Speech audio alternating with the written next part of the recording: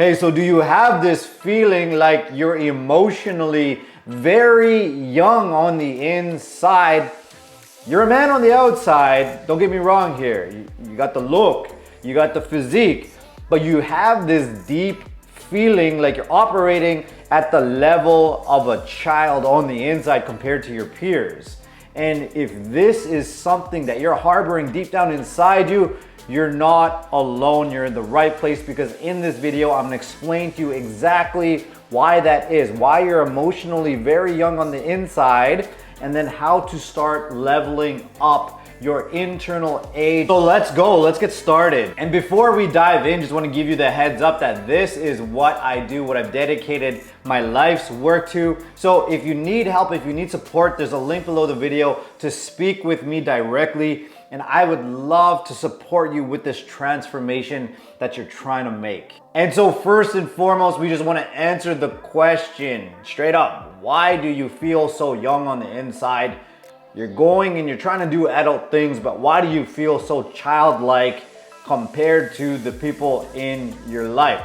The reason this happens is because what we call emotional stunting. And in order for me to help you understand what emotional stunting is, we have to talk about the nature of your subconscious mind. Now, your subconscious mind, you probably heard about it before, but you might be missing these fine details in order to make your subconscious mind work to your benefit. What I want you to think about your subconscious mind as, it's a huge memory bank. It's a huge memory store, a massive hard drive, if you will, that stores, it's got stored in it every single life experience that you have ever had. It's fascinating, it's mind-blowing. Every single thing that you've experienced in your entire life is stored in your subconscious mind. And what's very important here, everything is stored with the feeling tone around it. So every event, everything that's happened to you, it's stored with the feeling tone. So if you think about it this way, everything that's happened in your life, there's what happened and how it made you feel. What happened, how it made you feel. Always the two components, and they come together and they're stored in your subconscious mind. So there's the concept. We know that there's the subconscious mind. It stores everything that's happened in our lives with what happened and how it made you feel. But what I want to do for you today to help you really grasp this is give you an experience. I want you to experience this for yourself. Experience the inner workings of your subconscious mind. So, for example, we all have this friend from the past, the one that betrayed us, the one that, for example, he stabbed us in the back, he was going after the same girl that we were going after, and he wasn't being truthful about it, he was being secretive, he's being a little weasel about it, or maybe you found out that he was talking about you and talking negatively about you, putting you down when you weren't there. We all have this friend. What I want you to do now is think back to this friend. Think back now.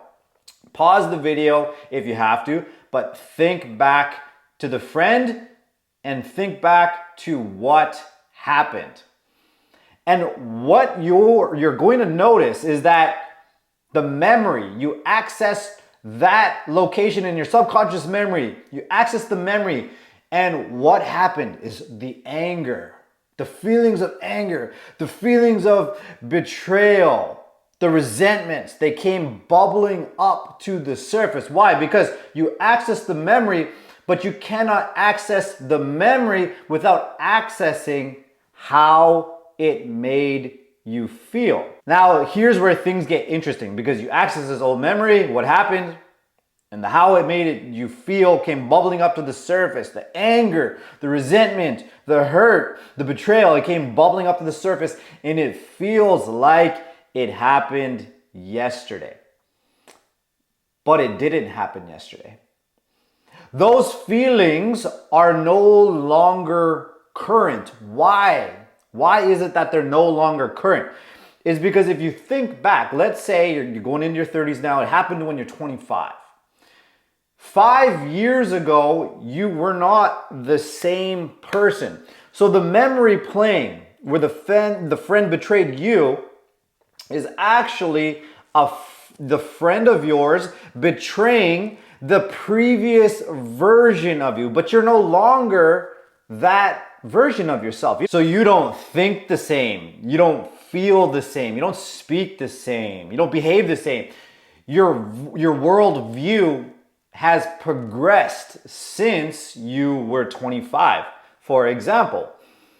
So what the anger is doing by not having resolution and resolved this past memory and what happened and how it made you feel is essentially locking in this 25-year-old within you. And that is why at the beginning of the video when I said emotionally stunted, it's these unresolved feelings that travel all the way with you into your present moment. But where do they come from? They come from the past.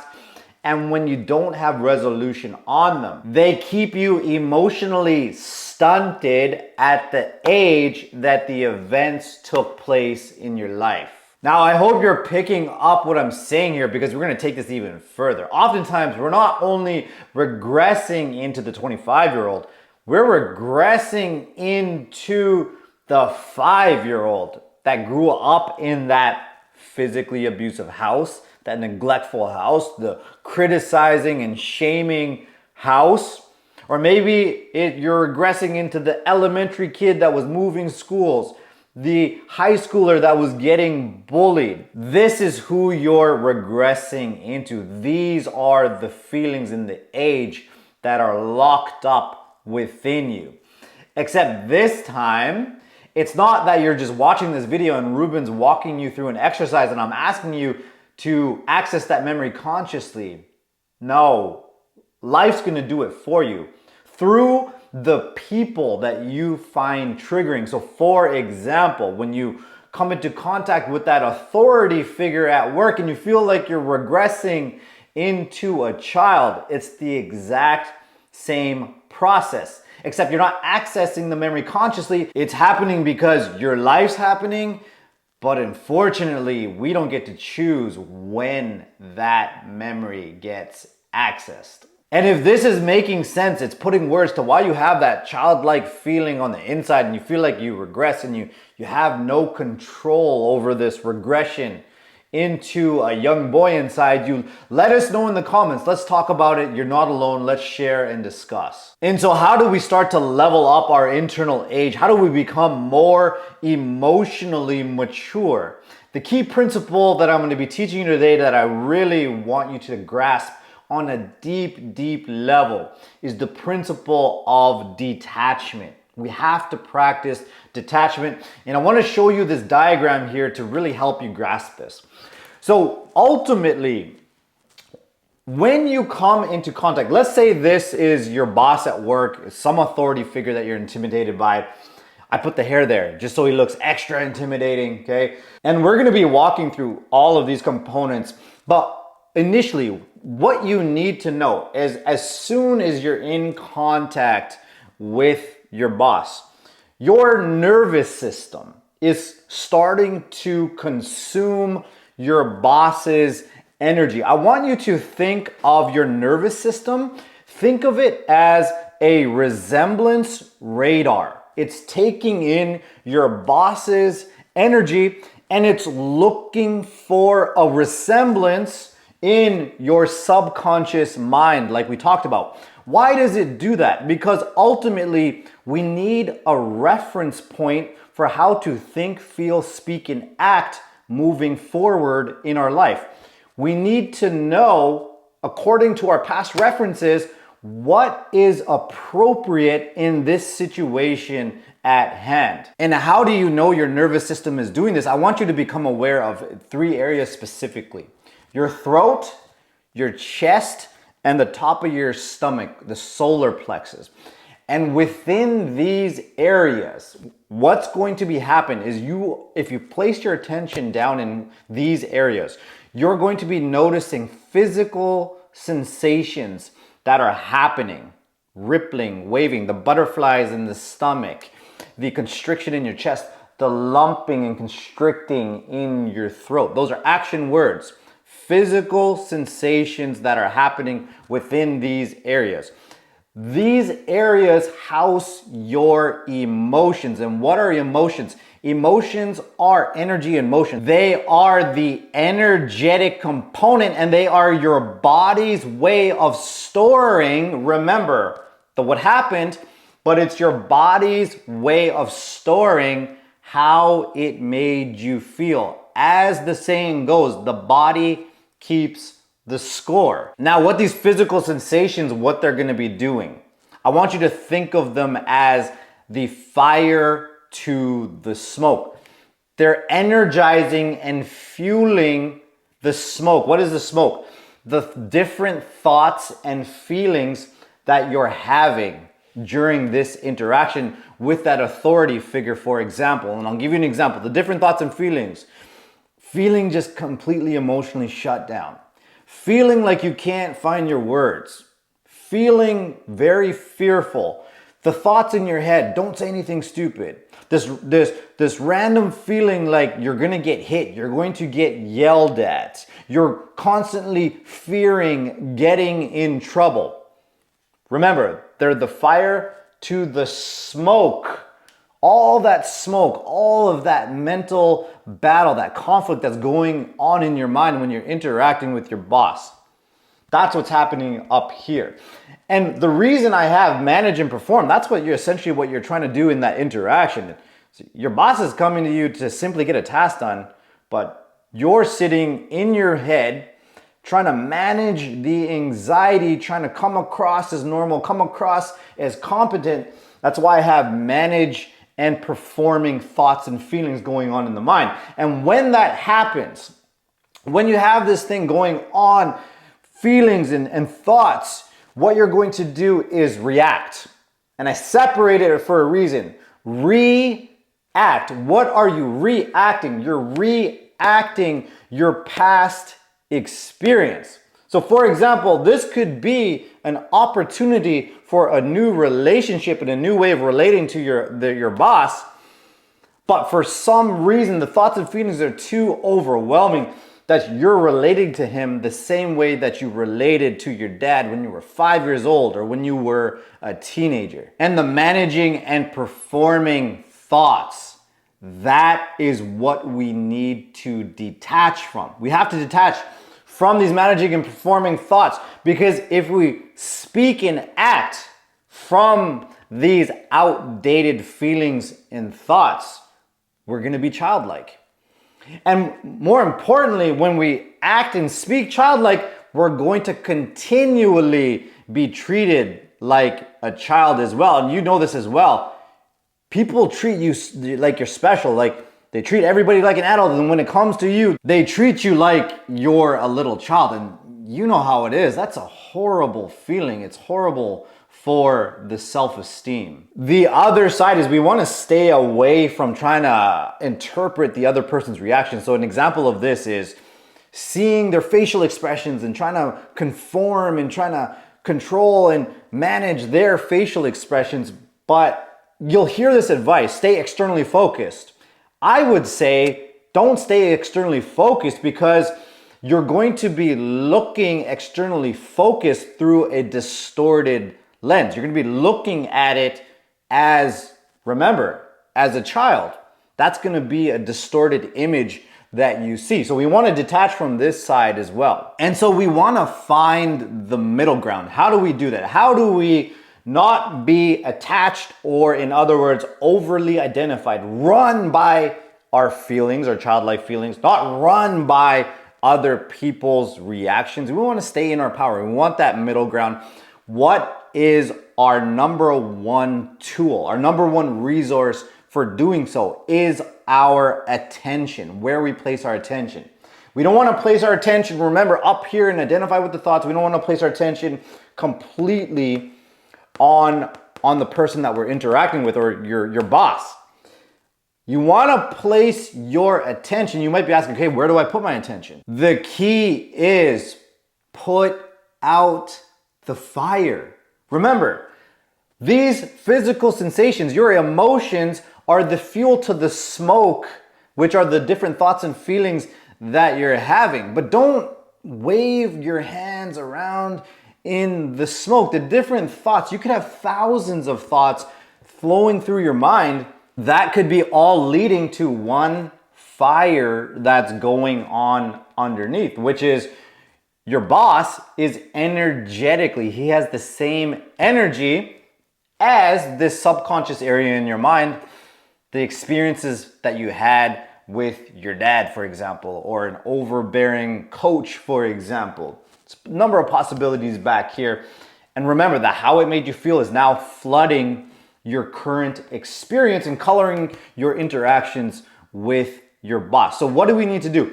We need to use our attention and keep it on the physical sensations that are happening within our body. We have to stay somatically, which means your body. We have to stay somatically focused in that moment. And what this is going to do, when you stop placing your attention on the different thoughts and feelings, you stop placing it on your boss, you place it in these energy, these emotional centers here. It's going to give you an anchor point. So think about, there's the ocean, then you have this little boat in the ocean. If there's no anchor and the waves come, the boat gets taken over by the waves. It's at the mercy of those waves. But if you throw down an anchor, the waves come, the boat rides the wave and it stays, it has an anchor. Then another one comes, it stays, and you ride the wave. Just like your emotions, the butterflies come, the thoughts and feelings come, but you don't get drawn into them, you stay somatically focused. The butterflies come, the butterflies dissipate. My mind stays anchored somatically within my body, and when I ride enough waves, what happens? I find that calm place to remember, speak, and act from. To draw this real quickly for you, what are you getting access to when you find that calm place? That's much bigger than these random thoughts and feelings that you get bombarded with. Okay? You get access to the real you.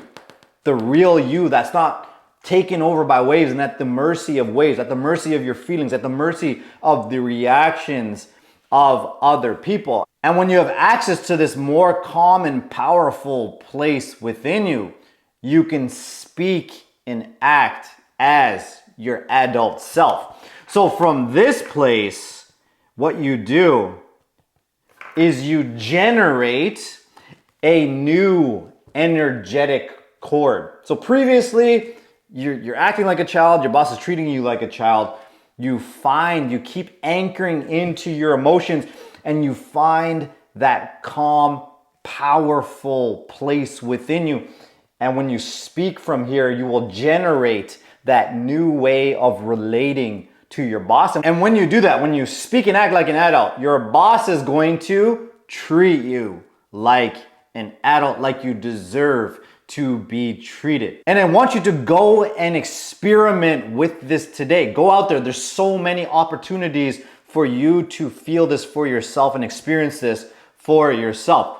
When you go see and you're talking to the barista at the coffee shop, when you're going and you're talking to the cashier at the grocery store, when you're talking to the front person at the gym, I want you to give yourself permission to not speak, okay? And don't run before you can walk.